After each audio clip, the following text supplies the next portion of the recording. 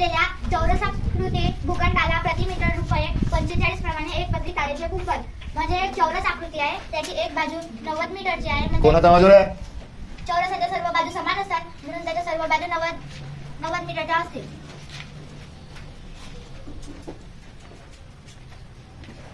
तारेचे 45 प्रमाणे एक पदरी तारेचे कुंपण. तारेचे कुंपण घालायचे आहे म्हणजे बाहेरचं काय काम करायचं आहे म्हणून आपल्याला याची परिमिती काढावी लागेल. चौरसाच्या परिमितीचं सूत्र आहे 4 गुणिला बाजू.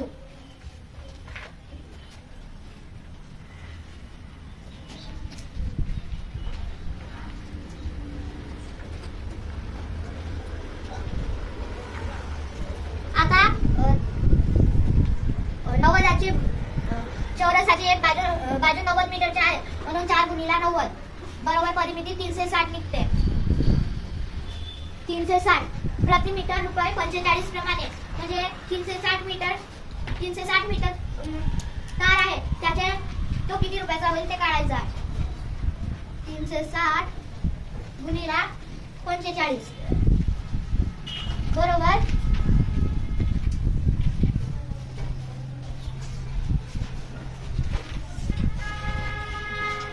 घालायचा खर्च. तारे 90 मीटर चौरस भूखंडाला प्रति मीटर रुपये 45 प्रमाणे एक पदरी तारेचे कुंपण घालण्याचा खर्च. तारेचे कुंपण घालण्याचा खर्च 16,200 येते व 100 मीटर लांबी असलेल्या आयताकृती भूखंडाला त्याच दराने एक पदरी तारेचे कुंपण घालण्याचा खर्च. म्हणजे व 100 मीटर लांबी असलेल्या आयताकृती भूखंडाला एक आयताकृती भूखंड आहे, त्याची लांबी 100 मीटर आहे. भूखंडाला त्याच दराने एक पदरी तारेचे कुंपण घालण्याचा खर्च. म्हणजे त्याच दराने तारेचे कुंपण घालण्याचा खर्च म्हणजे 360 वाक्याच्या समानतेमुळे 360 त्याची परिमिती निघेल. आता आपल्याला त्याची खर्च समान आहे तर आयताकृती भूखंडाची रुंदी किती? रुंदी विचारली आहे आपल्याला. परिमिती 360 आहे हे समजलं. 360 का बरं आहे? एक पदरी तारेचे कुंपण घालण्याचा खर्च समान आहे. कोणाचा? 100 मीटर लांबी असलेल्या आयताकृती भूखंडाला त्याच दराने एक पदरी तारेचे कुंपण घालण्याचा खर्च तारेचे कुंपण घालण्याचा खर्च समान आहे. कोणाचा ना कोणाचा समान आहे? 100 मीटर लांबी असलेल्या आयताकृती भूखंडाचा. तो कोणाबरोबर समान आहे? 90 मीटर चौरस आहे का? म्हणजेच काय? म्हणजे त्या 90 मीटर चौरस बाजू असलेल्या चौरसाचा आणि 100 मीटर लांबी असलेल्या आयताचा खर्च समान आहे. म्हणून काय होईल? म्हणून काय केलं तुला? म्हणून का? 360 म्हणून त्याची ही परिमिती किती राहील? 360 होईल. ओके, लक्षात येत आहे का रे? हां. आपल्याला भूखंडाची रुंदी किती विचारला आहे म्हणून भूखंडाची आपण परिमिती 360 बरोबर 100 लांबी आहे, लांबी अधिक रुंदी. हे का होईल लिहिलं? हां. आपल्याला भूखंडाची रुंदी किती विचारली आहे म्हणून त्याच्या परिमितीचा सूत्र. मग चांगलं लिहायचं ना, आयताची परिमिती बरोबर असं लिहायचं ना. परिमिती बरोबर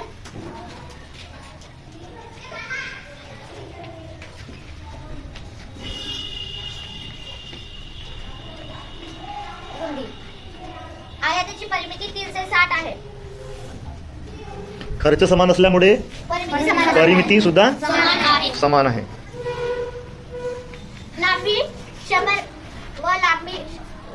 मीटर लांबी असलेल्या म्हणजे लांबी 100 मीटर आहे म्हणून लांबी 100 मीटर. रुंदी आपल्याला माहित नाही, आपल्याला रुंदी काढायची आहे.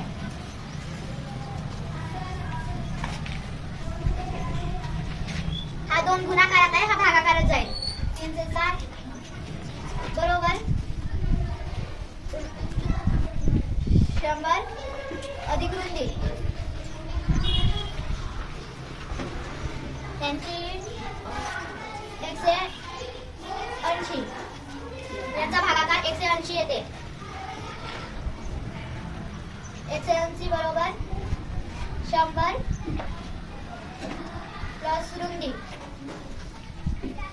हा 100 प्लस मध्ये आहे, हा इकडे येऊन मायनस मध्ये होईल. 180 मायनस 100 बरोबर रुंदी. रुंदी 180 मायनस 100 बरोबर 80. 80 बरोबर रुंदी. रुंदी बरोबर 80 आहे. ओके.